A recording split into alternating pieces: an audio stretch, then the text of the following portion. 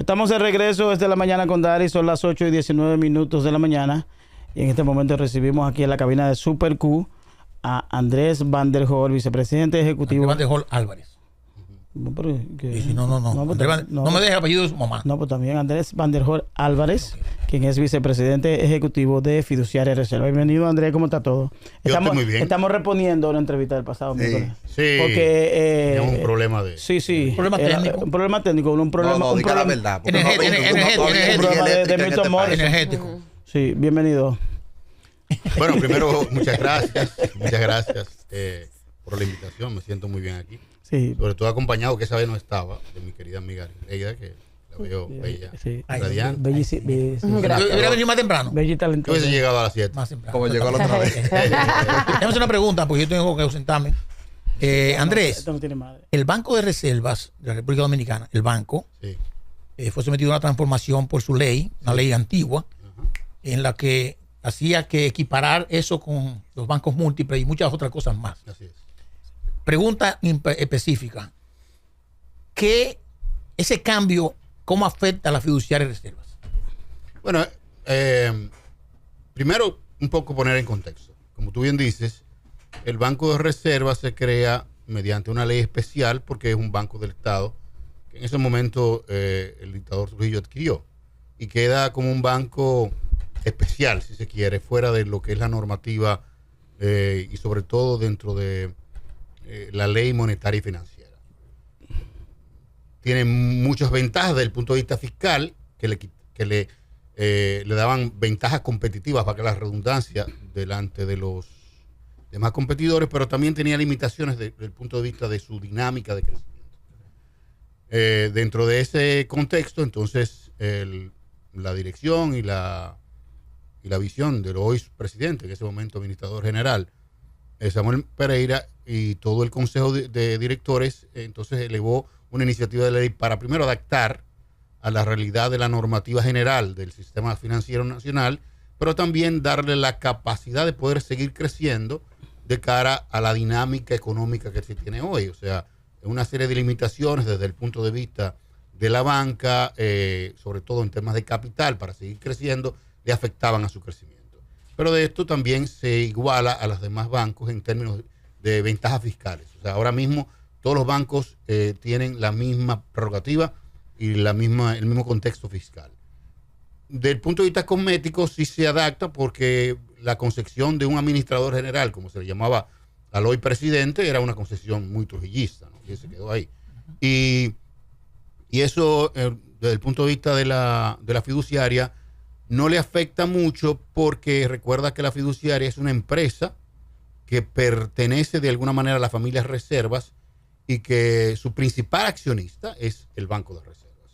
Entonces, sí, claramente, a nivel operativo no le afecta mucho, pero sí a nivel de grupo le beneficia, porque ahora ya no se puede hablar de una familia, sino de un grupo financiero, que es el Grupo Reserva. Nosotros, como fiduciaria, si cambiamos un tema de nomenclatura, ya no se llama gerente general, sino presidente ejecutivo, y ya los directores, etcétera, administrador o subadministrador general, cambian de nombre, pero básicamente eso es estética. Lo importante es que el banco primero acciona dentro de un contexto competitivo en el sistema. Ese que pone al Banco del Estado a nivel de la banca. Y además también le da una serie de beneficios en términos de crecimiento. O sea, ya no se limita para el tema del capital y una serie de temas bastante técnicos que desde el punto de vista financiero le abre la puerta. Fíjate, el Banco de Reservas va a llegar a los Estados Unidos y va a llegar a otros países. Y eso es un hito.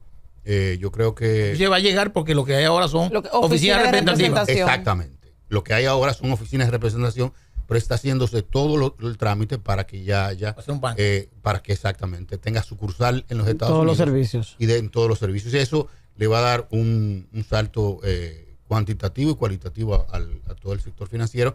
Y eso nos va a beneficiar no solamente a las fiduciarias, sino también a todas las empresas que son filiales del banco.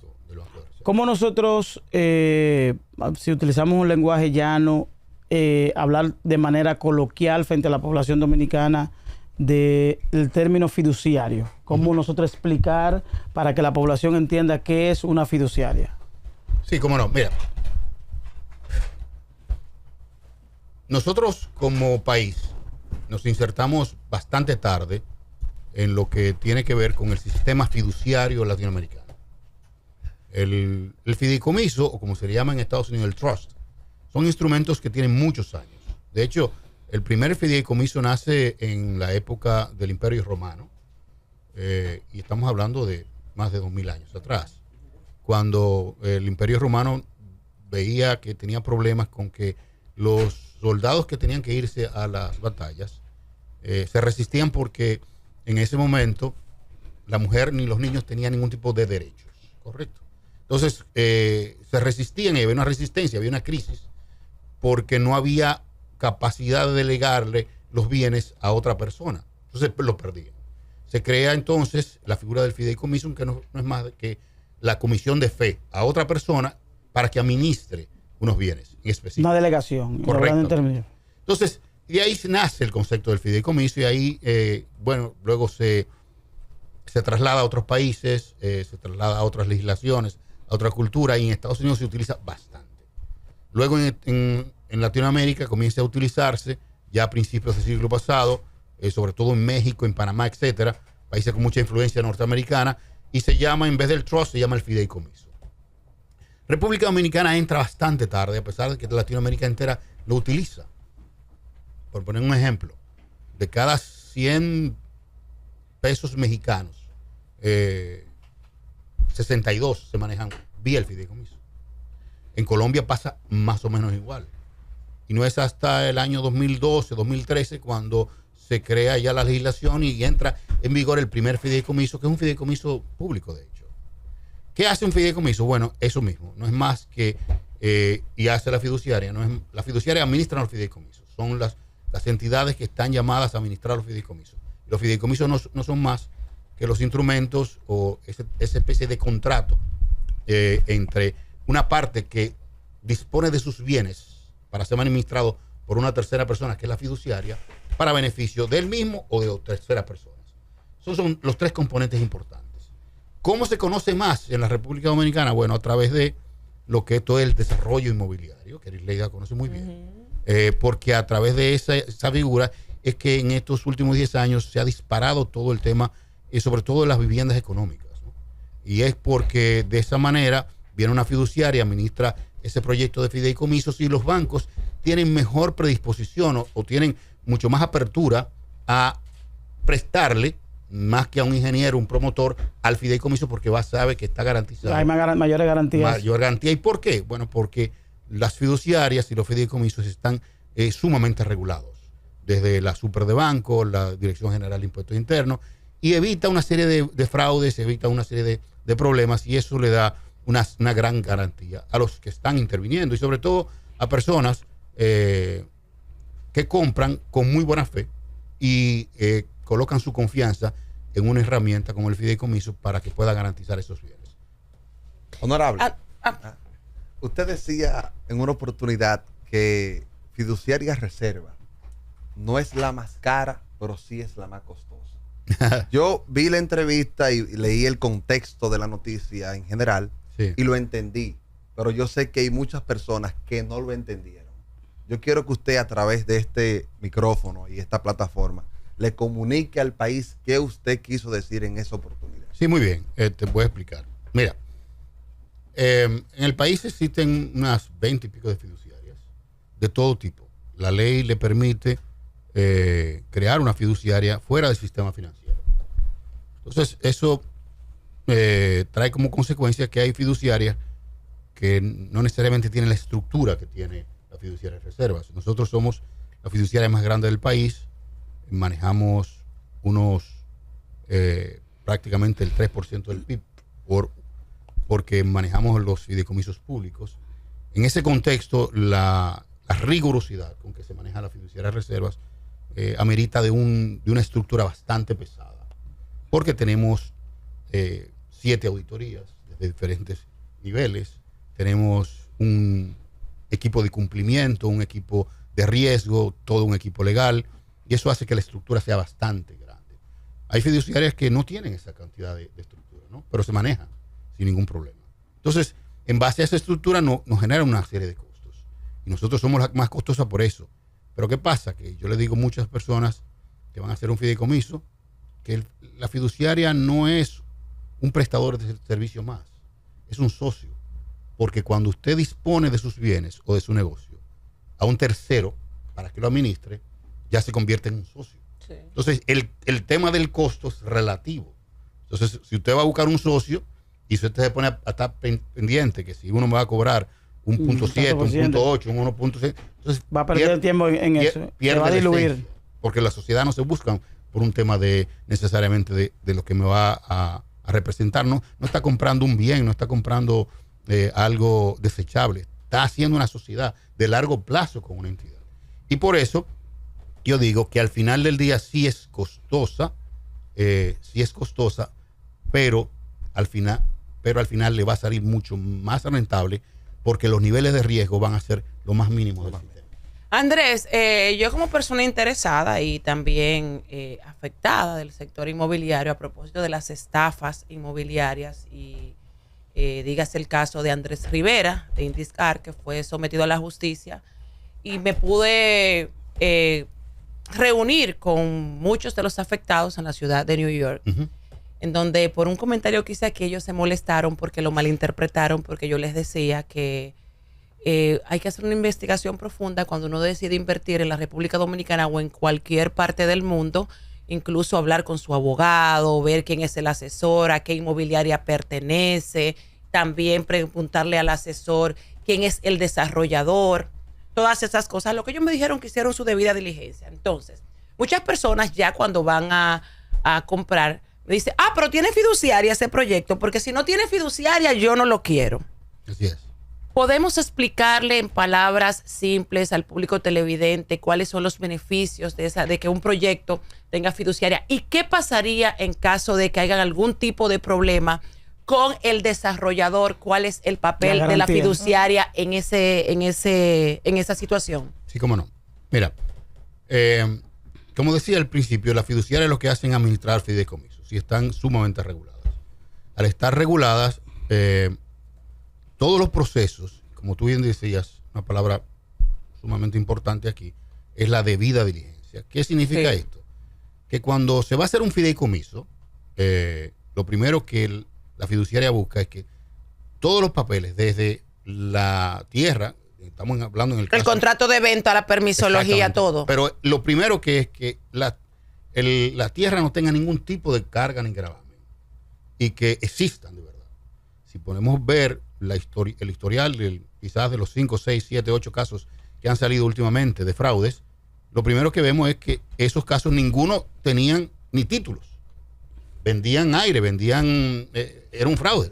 Y ya desde ahí la fiduciaria le garantiza de que eso no tiene problemas. Lo segundo es que quienes vayan a ser los promotores y que vayan a ser los desarrolladores tengan primero, no tengan ningún tipo de problemas con la ley y que tengan experiencia haciéndolo. Entonces, la fiduciaria garantiza esa debida diligencia de averiguar quiénes van a hacer. Eso es antes incluso de firmar el contrato del fideicomiso. Pasa todo ese proceso, entonces se crea el fideicomiso. Entonces, tenemos el control de, no solamente nosotros, sino la fiduciaria del sistema, de que todos los papeles, de alguna manera, y los que se están involucrando, tengan credibilidad, si se quiere. Luego, entonces, viene otra parte interesante, y es que las personas cuando dan un avance, un depósito, eso tiene que hacerse a la cuenta que maneja el fideicomiso, no a la cuenta particular. Exacto. ¿Para qué? Bueno, muy sencillo, porque hay un componente quizás técnico que voy a tratar de explicar, que es que la fiduciaria establece lo que se llama un punto de equilibrio. ¿Qué es eso? Es el punto en el cual el proyecto, dígase el proyecto inmobiliario, llega a un nivel de construcción en el cual los riesgos bajan y ese dinero que las personas utilizaron como avance, o sea, que las personas dieron, los adquirientes dieron como avance, se puede utilizar para terminar la obra. Hasta ese punto, el avance que se dio está asegurado por la fiduciaria para que hay garantía de conclusión de que el proyecto. Correctamente, para que si hay algún problema, porque puede haberlo, se le devuelve el dinero a los adquirientes. Entonces, eso es una garantía que le da el sistema para que las personas puedan tener confianza. Entonces, ¿qué pasa? Primero, se averigua bien todo el terreno que exista, que se disponga, está en poder de la fiduciaria, no se puede hacer ningún tipo de coger ese mismo terreno y sacar otra deuda, y eso afecta el proyecto. El banco lo que hace es que mira todo el sistema y le presta al fideicomiso. Por lo tanto, el dinero que está utilizando del banco no lo van a utilizar para comprar una jipeta, para comprar un apartamento o hacer otro proyecto. Todo eso lo administra la fiduciaria, y eso le da una garantía. ¿Que es 100%? No es 100%, nada es 100%. Pero le puedo decir que es un 98, un 97% de seguridad de que el dinero que se dispone, esas personas no lo van a perder. Exactamente, el cliente se siente seguro de que en caso de va a recibir su dinero. En proyección, ¿qué otras actividades económicas se están evaluando que pueden entrar dentro de la figura del fideicomiso? Bueno, de hecho, muchas. Como decía al principio, todo empezó con un tema de planificación sucesoral. Y a propósito de que ayer salió una noticia que fue aprobado el tema de una revisión de las cargas que tiene el tema de las sucesiones, herencias. El fideicomiso lo que hace es que planifica el tema de las sucesiones y evita todos los problemas que pasan con el tema de las herencias, etcétera. Eso se da en todas partes, pero también el fideicomiso se utiliza para muchos negocios. Por ejemplo, personas que tienen clínicas, ¿no? Y que tienen una actividad muy dinámica a través de los seguros, y que pueden planificar incluso cuál va a ser sus ingresos. Esos ingresos futuros que tienen las clínicas, y puede ser otro negocio, que pueden ser fácilmente trazables mediante a las transferencias que le hacen los seguros, dígase Senasa, etcétera.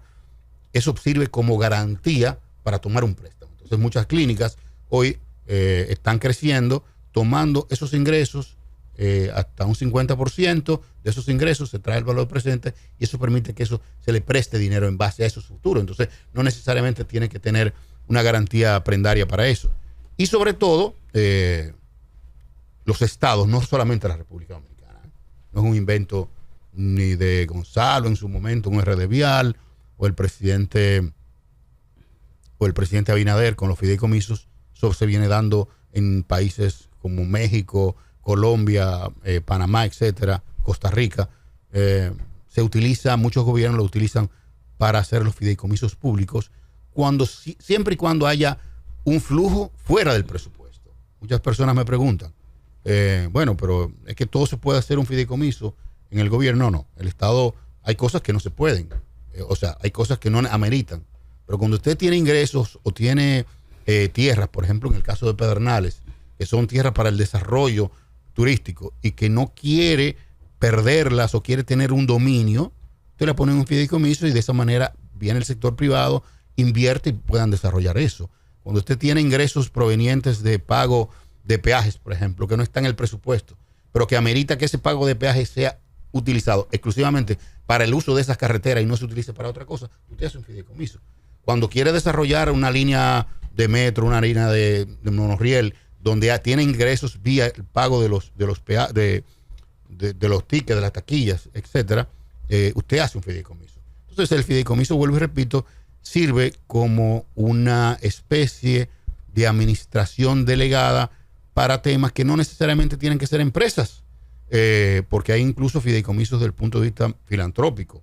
Por ejemplo, se está desarrollando un fideicomiso para crédito educativo. ¿Y por qué? Bueno, porque los créditos educativos tienen flujos. Puede ser que tiene retorno. Claramente tiene retorno. Entonces, eso garantiza que que el gobierno pueda disponer de una cantidad de dinero, usted puede irse a estudiar fuera, tiene ese... Como yo, que quiero irme a España. ¿Pero esa es una propuesta o ya se está implementando? No está hecho el fideicomiso, solamente se espera que el presidente de la República lo lance. Y bueno, te digo, es bastante interesante porque tiene flujo. Eso no lo puede hacer el gobierno, Eso me gusta. pero tampoco lo puede hacer una empresa. Es interesantísimo porque esos jóvenes que no cuentan con recursos para educarse reciben ese financiamiento, y posterior a esa preparación y esa graduación se insertan laboralmente hablando y hay un retorno con intereses. Claro. Así es. O sea que me Inclusive parece que el Estado pudiera utilizarlo trabajándole al mismo Estado. Claro. No, aportando. Y lo importante aquí es que, a diferencia de las becas, que tienen una limitante de presupuesto. Que no le están dando los recursos, me enteré. Y un proceso muy largo, Eso es también otra tedioso. discusión. El tema del crédito le permite que vaya creciendo en el tiempo. Sí. Porque la gente va pagando Y va a subir, y eso va interés, subiendo generando interés. que claramente esto sin fines de lucro. Por lo tanto, van a ser préstamos a una tasa muy preferencial. Finalmente, Andrés, de cara a los próximos 4 años, ¿algún proyecto que se esté trabajando para los próximos 4 años que tú pudieras dar la primicia aquí? ¿Algún elemento que se esté trabajando de manera puntual? Y que... Sí, mira, como primicia puedo decir que en los próximos días se estará introduciendo en el Congreso el fideicomiso que se llama el fideicomiso del Fondo de Desarrollo de Infraestructuras. Esto parte sobre una problemática que hemos tenido hace muchos años en la República Dominicana. Una problemática que primero ha lacerado los bienes del Estado, pero también ha traído problemas de personas presas, personas muertas. Y son las tierras del CEA. El gobierno y el Estado tienen muchas tierras en el país. ¿Y qué ha pasado con eso? Primero que ha habido de todo.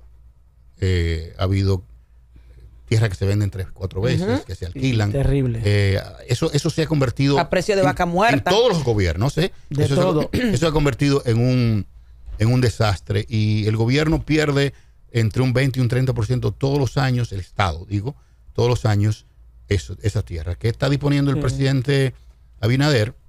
Que eso pase a un fideicomiso para que el sistema financiero lo resguarde y que eso de manera transparente, con una comisión de notables, entonces entre en un proceso transparente, primero de resguardo y segundo transparente de